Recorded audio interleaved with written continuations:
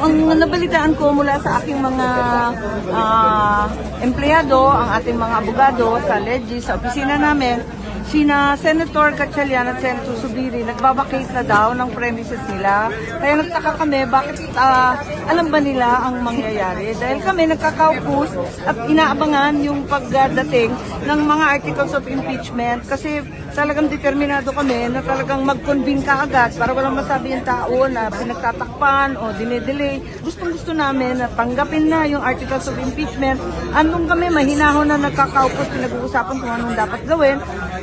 Biglang ang balita, pati daw si Rules Secretary, si Mavic Garcia, nakatanggap din ng abiso na umalis ka na dyan, magkakagulo. Bakit alam nila? Kaya ako nagtataka, ang balita si Senator Lore nakatanggap din ng abiso. Pero ayaw naman niya maniwala, ayaw niya kaming iwanan. Nagtataka ako bakit yung iba pinagsabihan. Ibig sabihin, may nakakaalam, meron ding naiwan katulad namin doon sa putukan, sa mausok at talagang kinandado kami doon. Kaya nagtataka ako, sino kaya ang nag-utos na lusubin ng Senado na may 4 na nakakaalam, ngunit kami walang kamalay-malay. Ma'am, nasan kayo nagkaputukan, dinig nyo? Ang lakas-lakas, nakakatawa nga kasi si Senator Joel. Ako sabi ko, putukan na yan. Sabi ni Senator Joel, taga-Bukaway ako fireworks lang yan. Anong fireworks? Kalakas-lakas sa tanlapit, papalapit ng papalapit. Doon sa amin, sa office ni SP, nagbibiruan pa kami, hindi kami maniwala, hanggang pumasok yung mga employees na tataranta, tinaharang na yung mga pinto, at nakakalapit na yung mga NBI o kung sino man ang nagpaputok.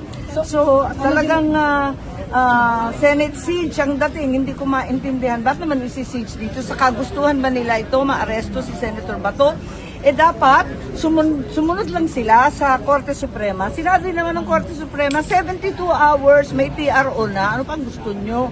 O di kaya walang TRO. Maghintay kayo 72 hours.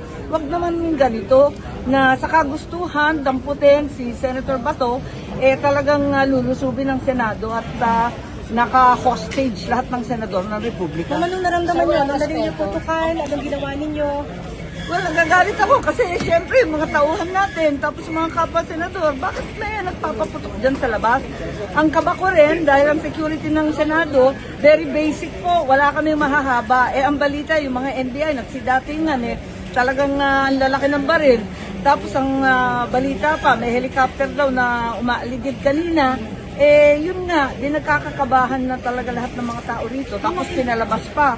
Mga information po NBI, kasi dinideny po ni Director Matibag. Hindi raw po NBI. Lahat, nakakatuwa naman kasi sila, lahat naman sila nagde-deny,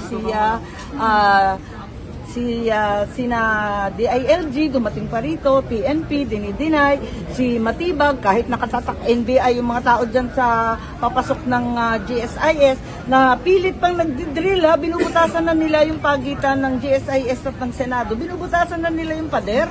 Kasi annex naman yung Senado dati nitong GSIS, may pasukan talaga dyan.